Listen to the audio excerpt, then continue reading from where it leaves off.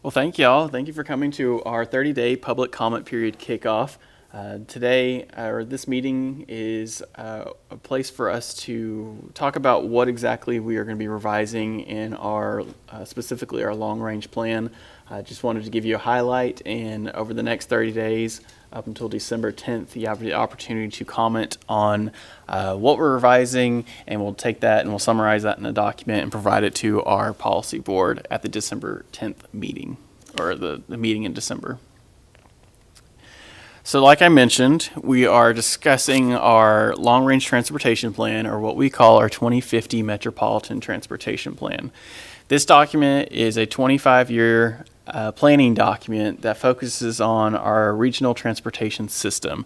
It covers Gregg, Harrison, Rusk, and Upshur counties.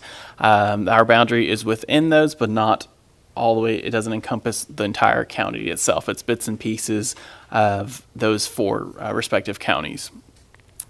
Like I mentioned, it's a guiding document that talks about our regional needs as it relates to our roadway system. So think about widening projects, overpass projects, anything of that nature that relates to our on-system roadways.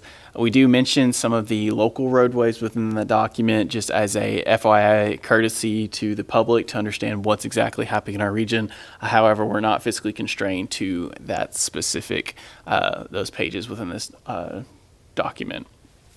This document is, a little history of it. We adopted it last year in 2024.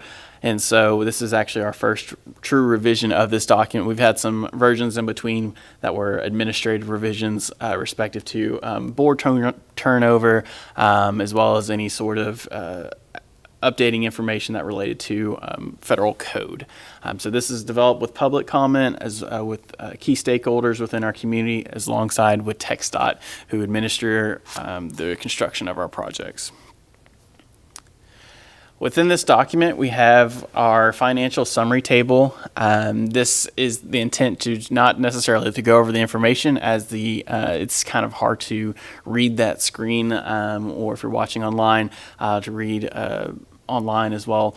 The intent is just to show that this page within our document is a list of projects that are broken down within a 10-year window and then beyond 10 years. And this is essentially, and additionally, our unfunded needs. So this is our table of projects that we hope to accomplish over the next 25 years as funding is allotted. Today, we're going to focus in on two specific projects. One that is currently listed, it is our Spur 63 widening project, and I'll show a map here later in the slide, but just wanted to show the placement of it is between the 2025 to 2034 10-year window time frame.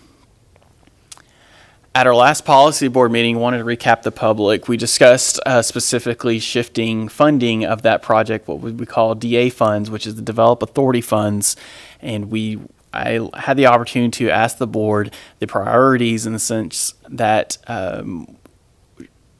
there is public concern on another roadway, State Highway 149, and we were specifically looking and just wanted to discuss the shifting of our Develop Authority funds, which allows us to do schematics and design work for projects, and wanted to shift it from the Spur 63 widening to State Highway 149. With the growth on State Highway 149 for economic development, and that will cause an increase in rail activity, as well as some safety concerns as it relates to getting people and goods across that at-grade crossing on State Highway 149 that I'll show in a map here in a little bit, to kind of to show that there's a need and a demand to put an overpass there. And after that we had the discussion with our policy board. It was determined that they also do support, so staff and our technical advisory committee and our policy board does submit this amendment change. So this slide is specifically the Spur 63 widening project. The limits of that is showing here in Longview Texas. It's within proximity to this building. There's a projected widening of this roadway that we currently have develop authority funds allocated towards it, but we're looking to shift from this. This is not construction dollars. This is merely schematic and design funds. Here's the State Highway 149 segment that I'm mentioning about. This is where, if you look right in the center of that line on Estes Parkway, it's technically State Highway 149, but there's an at-grade rail crossing that goes east to west right in the middle of that roadway. And so if you're familiar with the area, if a train gets stopped, you typically, you could spend an average of 15, 20 minutes just idling, waiting to cross that. And as mentioned from our policy board, members were discussing that trying to go around, and to get around that railroad crossing, it's almost like impossible, but it's merely impossible because you have to backtrack a lot just to get across, whether you're going north or south. And there's a lot of community citizens that drive from south going to north into Longview, and there's vice versa from Longview going south to the airport, or going to Tatum or Henderson. And that's a very crucial intersection that if we start to see an increase in rail traffic or rail activity, that's going to be a burdensome to our constituents.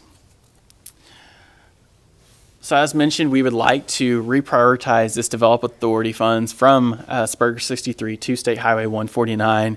And doing so, we would create a new project called State Highway 149 Overpass with a targeted light year of 2034.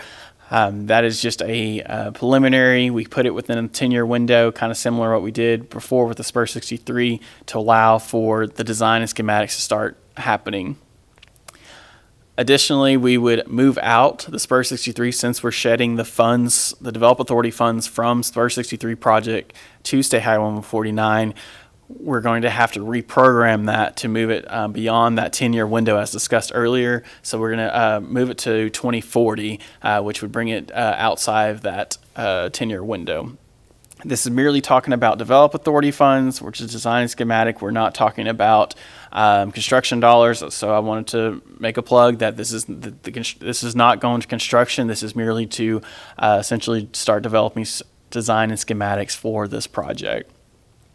So the next steps would be have this 30-day public comment period, which today would be the kickoff to show the public what exactly we are doing, allow 30 days for public to comment or submit feedback regarding this change, support or against it. However, we just wanted to have an opportunity for the public to voice their concerns, voice their opinion on this change in our project, so that we're able to provide this summary to our policy board so they can make an ultimate decision on how they should go, as this is a regionally significant project within our area.